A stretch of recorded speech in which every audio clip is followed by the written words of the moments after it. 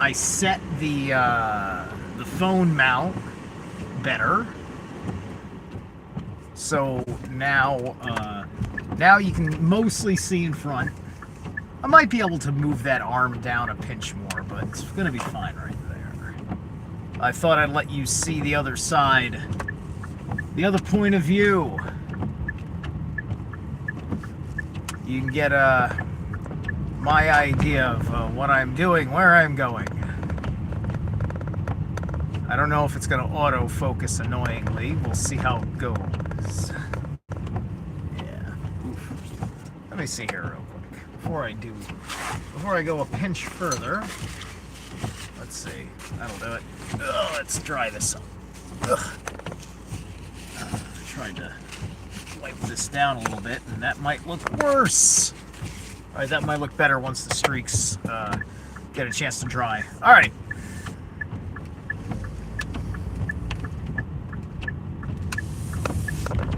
So this is a fly by the pants thing. I don't have a thought in my head yet.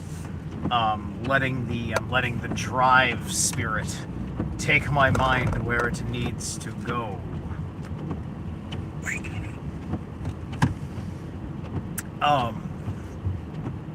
Global events, the situation in Syria is kind of interesting.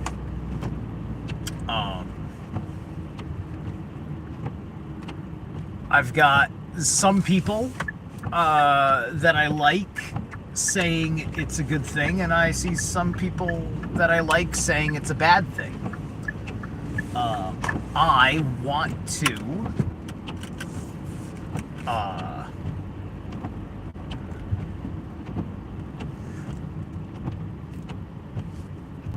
want to not let it affect me, you know, because ultimately it doesn't affect me. But if people want my world, if people in my world want me to be affected by their effect of it, then I may have to deal with that. That's what 2020 was, right? It's just like COVID, it ain't got a goddamn thing to do with me.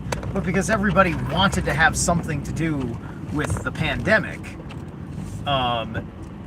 everybody tried to force me to play along.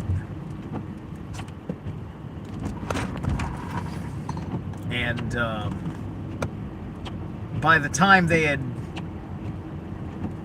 capitulated a few small things out of me, it was already too late. And the indignity of it all didn't last very long for me, because I held out for quite a while, like, because I was able to ride the hypocrisy of 2020 for a little while, where for a long period of time they had no psychic recourse to my face. People didn't know how to deal with it. I was one of the only people that early on was not playing along, and they didn't have protocols yet for the resistance, right? So employees just kind of were like mentioning it or whatever, but eventually it got ugly serious, as they were clamping down on the agenda in the manner in which they saw fit to clamp on it. Snow in Utah. Tonight it's gonna be like in the low 50s or something. It's gonna be a little warm right now. I was kind of underdressed for like Friday, and then I was overdressed for Monday. I was like, I was really sweating it up because, it's not insulated in the warehouse, and there are times where the doors have to be open for a while. So it's expected to be colder in there, but it's not going to be colder in the warehouse than it is outside, and it's been a little warmer again.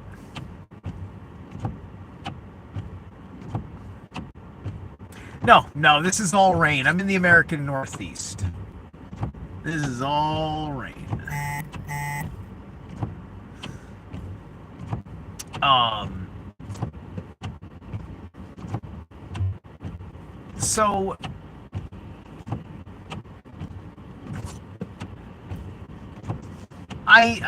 the one thing that I do want to say is that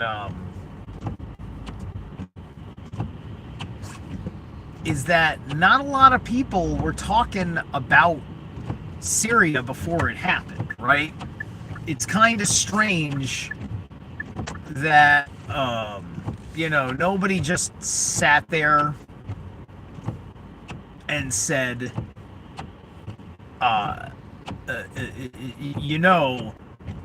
public opinion's really waning.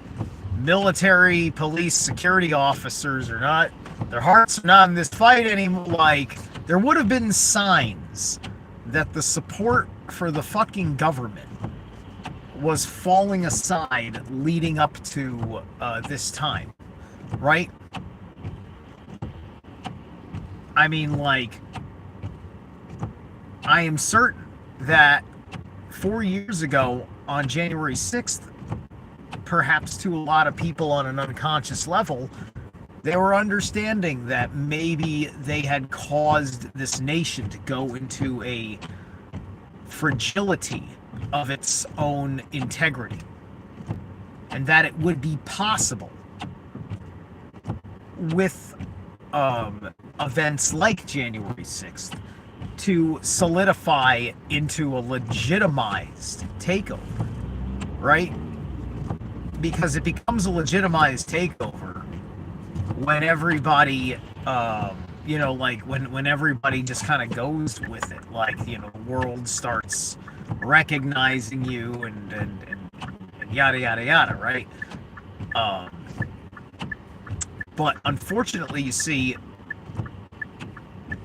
our world is so interconnected, is that there's big consequences when there's major change ups, right? So Syria, regardless of whatever state takes hold in the Syrian territories,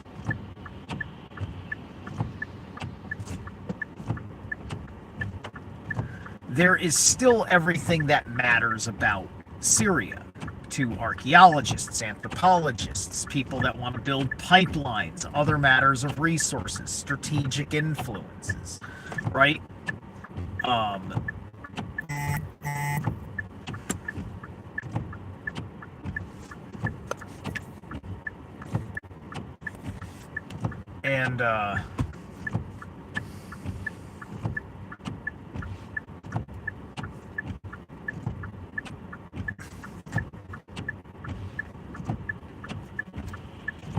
And so, if this was a plot,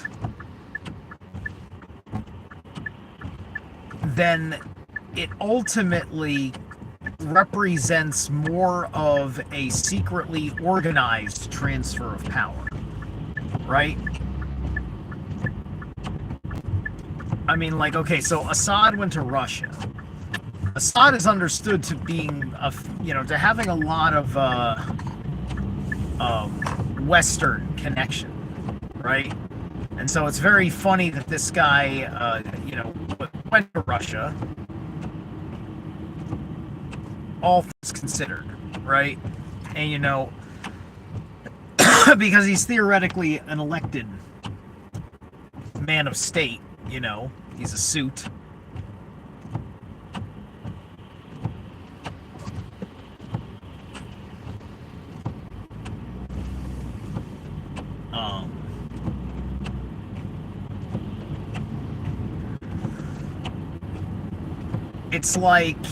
It's like there's a whole system there, right?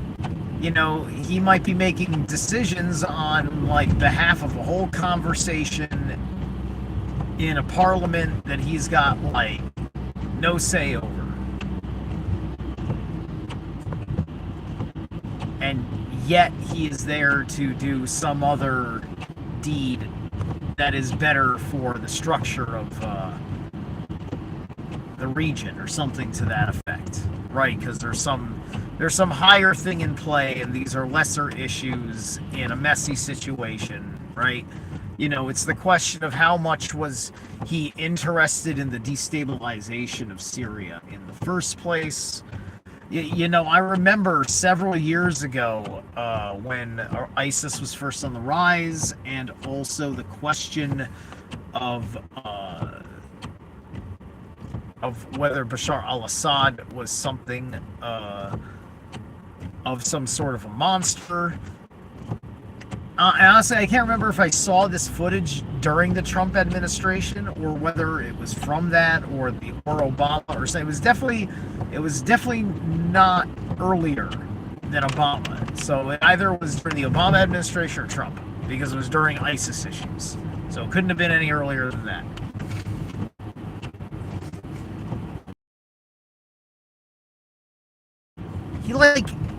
He gets in like a Honda Civic or something. Like, he gets in a little fucking like economy class sedan. Just him and a cameraman, I guess, in the passenger seat. Just driving like that. Just driving around, turn around the corner of the block, talking in his language. About some stuff, and I'm looking around and I'm looking at where he's just driving. There's all sorts of people around doing their business. It's just like he's just low key. Like, I don't see anything that looks like security at all around the vehicle, or anything that looks like secret security. So if there is secret security, I mean, nobody's that fucking good where your president's security detail can be non-visible at all, inviting the danger, right? That's like putting him out there as bait, right? So what I honestly see is kind of like the exact opposite energy of the same kind of thing that we get when, if you remember the footage of Muammar Gaddafi, when he was in the height of like Libya's fucking like economic boom, right? And he's driving around in his fucking limo or whatever, and he's pumping his arms up in the air, and it's all a big celebration. Everybody's running around chasing him and cheering, and out there in the streets. And there's technically, like, I guess like the security's there, but everything's lax because everybody's like, he's in a fucking environment of fucking people that like him. And then there's another one where it's just like and then the other guy, he's just so confident that nobody hates him, he can just go out. He just go out, like, just fucking blend in. He just goes out and he's not even trying to hide. It's just like, it's like as if like this is just how he does things. He goes and he drives himself around to handle Syrian business. Now that can all be a staged thing or whatever, but what you can't stage and what you wouldn't stage for such a simple clip, that is where the background is irrelevant, where because he's not just driving around the block, he's going across fucking town, right? In a city, maybe the capital, not sure. And that doesn't have to mean too much of anything. It just means that those could all be bad people that got his back, right? It's a city that's into what's up with him. When they hear about the awful things he's done, they're like, yeah, that's our guy. Yeah, we own that proudly. It's our country. We make the rules. Fuck you. That could be their fucking attitude. I don't know. I'm not in the Syrian conversation. I had a small perspective of what was going on in Syria when I was at Revolution Radio. We had a couple of Syrian guys that were dealing with the whole gambit, the whole fucking bullshit, living in, I think, one of the major cities, right? Some real good people. Like, they weren't, I can't remember if they were Muslim or, but if they were Muslim, they were very like open-ended, just like, they got along real well with a lot of the, metaphysical type dudes over there at Rev Radio at the time, and you know, we worked really hard to like speak for a remembering of a fucking. There's some fucking people that are human beings in the goddamn fucking crossfire over here who they don't want fucking Assad, and now they gotta fucking deal with being seen as terrorists for being anti-Assad. And so we were talking to the guys that were anti-Assad but anti-terrorist and caught in the middle, right? That's who we were talking to. The true, like, fucking not interested in Assad fucking people. So,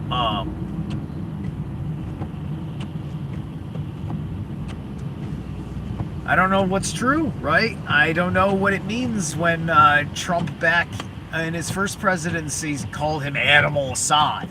And, you know, after he called him Animal Assad, things got better in Syria and he didn't have to fucking do anything else, right? I mean, like, Trump was talking like he was about to fucking tac nuke the fucking, his fucking bunker, like, tonight, right? Animal Assad, like, it was fucking...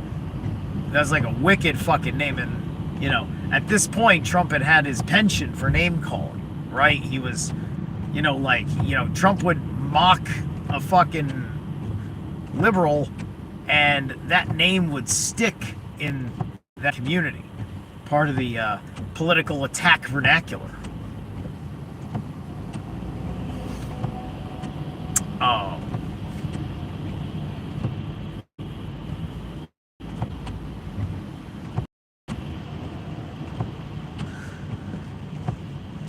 So, what we have to look out for is, do we see where this is going to deliberately shape itself up to reflect the greater Israel project, which is the secret agenda of the Zionists. Right? It's not just the preservation of the Israeli state and the conquest of Palestine. There's chunks of Western Syria that are going to get absorbed, as well as parts of, I think, parts of Jordan, right? Like, I think the Greater Israel Project doesn't do much to Egypt, but it does go east. It does spread more eastward, but it keeps the same Egyptian border, I think. So I didn't realize it, but yeah, but WWE fully moved. So this is the new WWE building right over here. You can see the logo popping up on the right.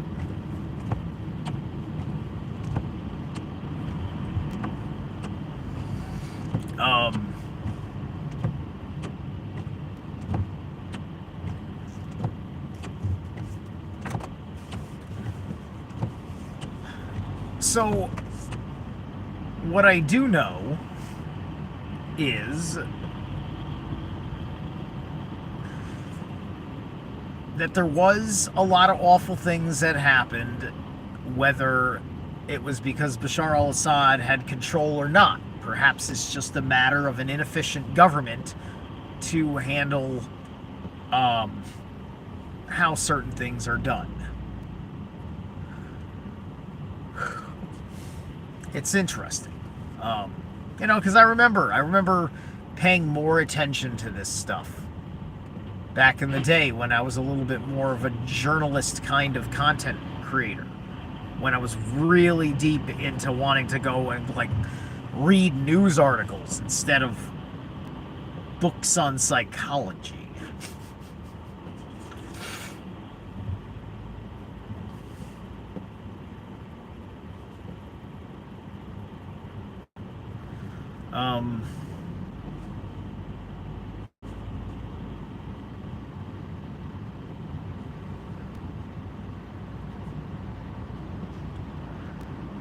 But my point is that it just seems hard to believe that a guy who doesn't, like, I don't know, I don't think anyone's ever pointed out to me like a speech where his tone has been this visceral thing, right? But we see this visceral treatment of people. So, I mean, to me, that's just the same, like, you know, that could be, if Bashar al-Assad is guilty of what he's guilty of, then every executive has to be guilty of those things, right? That means that anything that happened under Trump's guilty, right? As opposed to it being the government as a whole, meaning persons making decisions across the board in government in their respective responsible positions.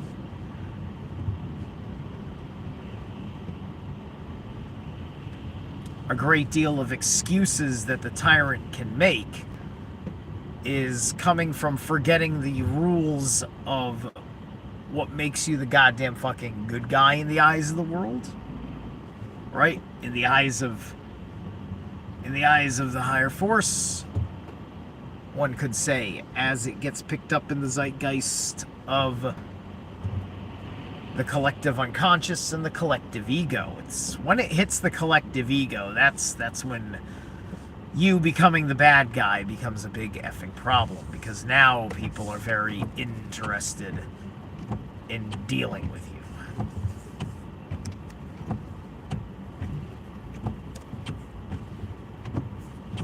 Alright. That's better. Yeah. It's not raining too much, really. Just enough, though.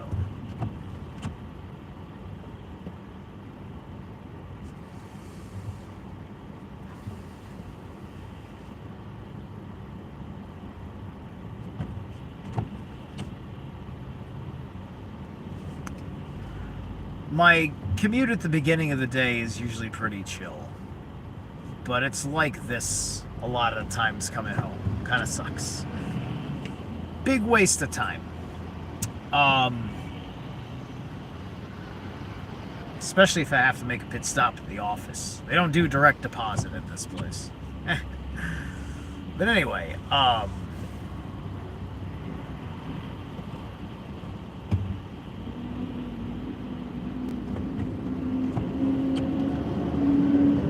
because I've heard that this is not ISIS, right? I've heard that it is ISIS, or at least it's like asset intelligence people. I don't know. Are they yelling about a caliphate? I haven't heard anybody saying that they're yelling about a caliphate. You know, this is all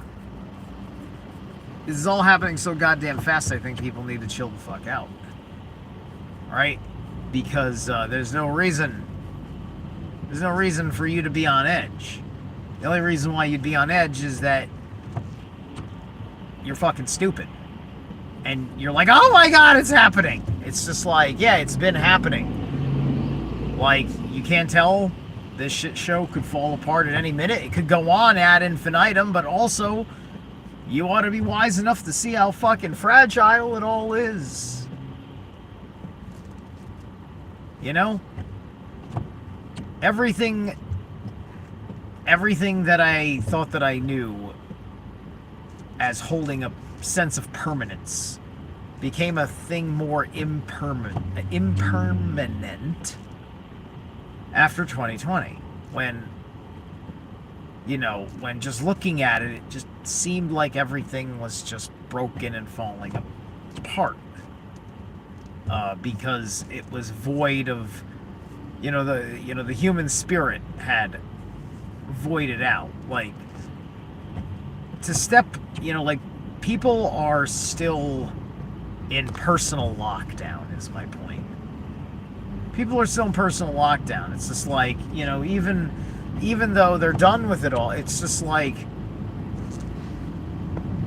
we've lost too many of the characteristic pieces of how we used to enjoy our time in this world, right? We don't have the same celebrities that entertain us to occupying the space anymore.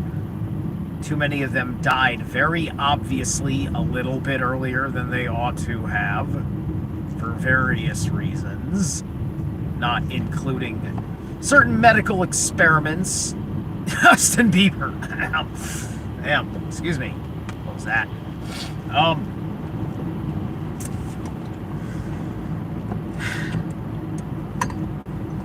And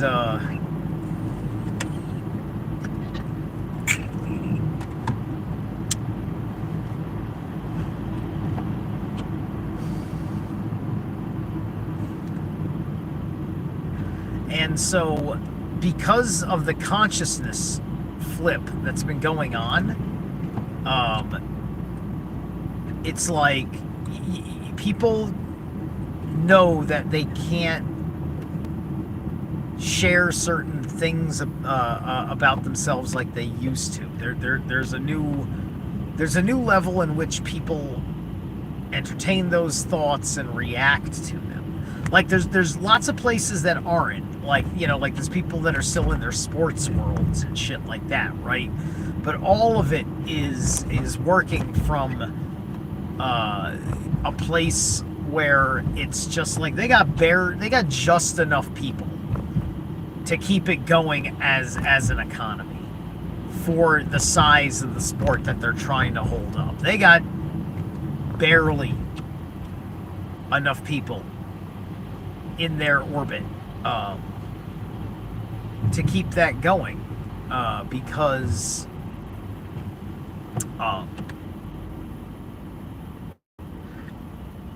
you've got an attack on two fronts. You've got me, who's trying to get you away from the fucking distractions of it all. Three fronts, rather. You got me, trying to get you away from the distraction of it all. As in all the alternative media people that are saying, stop it with the ball games, you're fucking distracted. You know, this kind of thing. You know, same thing with the movies. Same thing with every little fucking thing. Right? Only because it's not that we want to see these industries die, or that we want to see the experience of their product ruined for you. But it's like, motherfucker, your head is swimming in a disjointed fantasy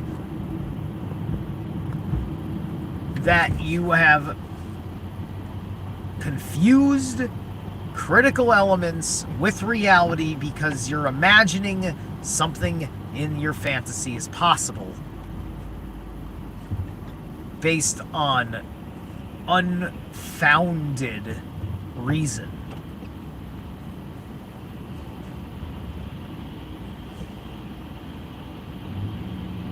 And so we're really kind of punishing ourselves in this way. For those of us that insist that there is nothing of personal value to you in the pursuit of your own personal development, right? The only thing people care about is, you know, family responsibilities, right? And, you know, now you're using a very big and important life choice that you made that obviously must be an important responsibility to take hold of.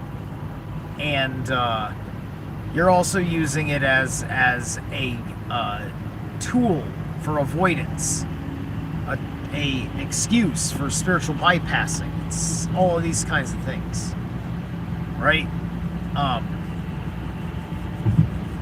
You know, and it's not like someone like me is going to ask a father to go through something so hardcore crazy that it's going to completely knock them off their ability to fucking handle parental responsibilities, you know, or to take a risky, destructive move to their income because they're having their midlife crisis and they gotta change careers before they fucking kill themselves. Or whatever the fuck people do with their goddamn fucking anxiety. I don't know. I don't deal with these kinds of anxieties because I listen to metal music and I do rituals and I allow myself to get angry. All those things do a great job at keeping fucking anxiety away. Just being honest with your emotions is probably number one thing to getting rid of anxiety, right? Facing your fears will help you get rid of anxiety, right? Any little thing you can do that is a symbolic gesture of you taking hold of your future alleviates anxiety. And 2020 programming was always about the perpetual anxiety of the future. One of my coworkers won't eat community food. Somebody's put out like these awesome little pecan like thing, like baked good thing, delicious with sugar and dart. It's great stuff. And so things like that, so it's like he's not having any for himself, right? Because he still has his own personal lockdown going on. He still has, he still has the facts of his life experience during the pandemic, guiding his avoidant personal decisions. I mean, I have my avoidant personal decisions as well. I try to avoid saying good morning. I try to say good dawn or good day. And if I'm around weirdo friends, grand rising. Right? And, there's a lot of people that do vernacular things that, they're fine saying good morning. And they're very conscious. Maybe I'm making too much of it and I should just relax and say good morning. And who cares? I suppose, right? Because we say it because we hope to be evoking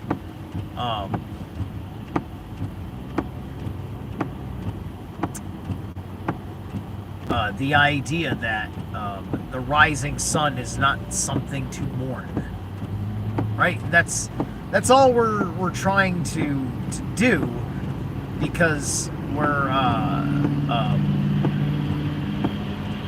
dealing with a whole lot of context that is of irritation, right? The fact that we have all of this pun craft where, we're trying to elevate ourselves and we're trying to get better with our word speech. And so we know that to mourn is the emotional process of letting go of the dead, right? And you shouldn't start your day on a solemn tone like that, right? It's just like I'm slow to wake up, but once I'm up, I'm okay being a morning person. Once the prior night's brain fog has cleared and sentences make sense and everything else, I'm at it, right? I am at it.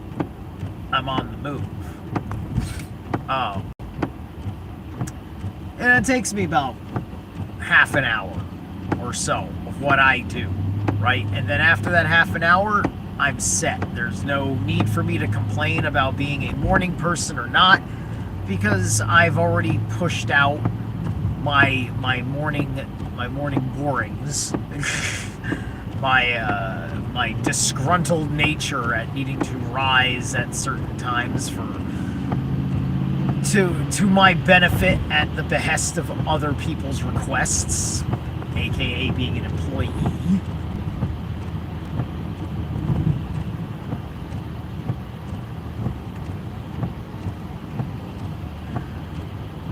I push that through my system,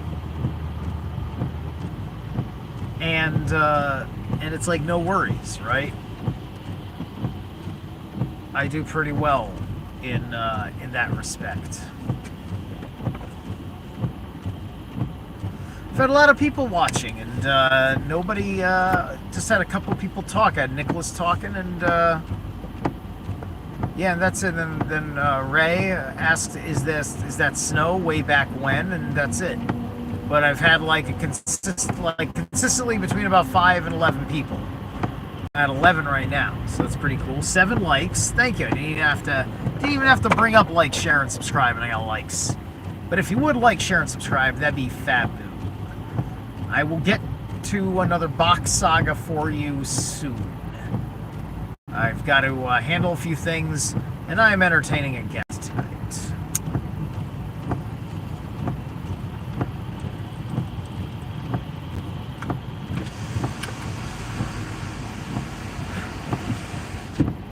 What we got here? Everybody's pulling over. All right.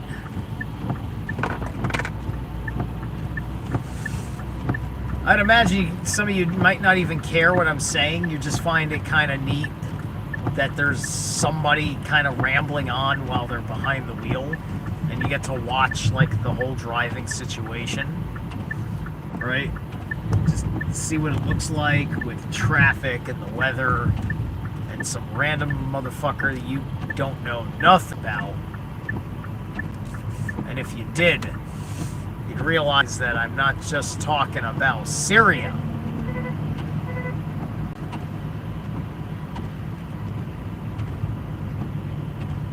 Because there's energetic powers in those lands. Those lands have a lot of deep connection to places where the fallen ones landed. Access ports of stargates, things like that. That's all the esoteric side of things that people don't know or can appreciate are in the mix of the unfolding lore before us.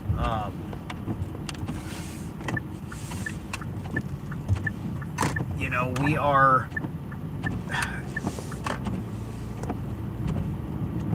dealing with, at best, our sympathetic magic towards the events happening over there, right? Towards a outcome that is not going to establish further evil in the world, right? The hope is that this is part of what is always going to be an ugly process. We have to find out what new acceptable leadership in that region is going to look like, and how it's going to be established, what nations are going to honor it.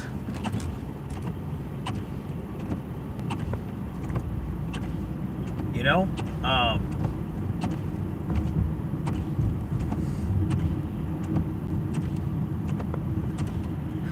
And I haven't taken any time to look into what the Orange Man has to say about the whole matter. So anyway, I would look into the Greater Israel Project and be on the lookout for things trying to make that move during this time, because you would want to make such progress. Granted, I don't think we were looking at that necessarily. I mean, maybe. Look, if this turns into a big fucking war,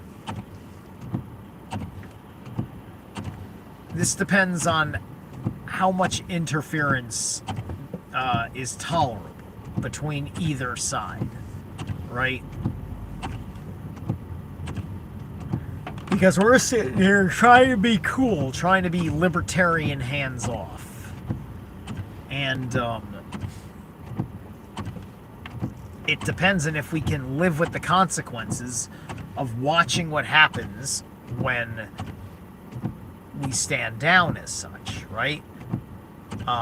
Guys like me is gambling on the idea that the world does not understand, but what is best for it is that America stands down.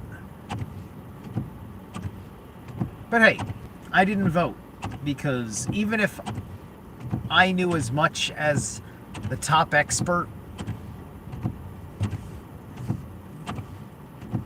I don't really know it because I'm not really there. And by there, I don't mean I visiting there right now to make an assessment, meaning have lived there long enough to get to know people and to see things happen and change. But I haven't. I can only account for here. A place that changes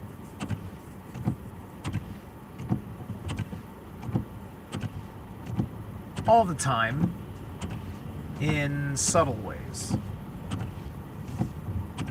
Anyway, I'm gonna catch you guys later. Peace out.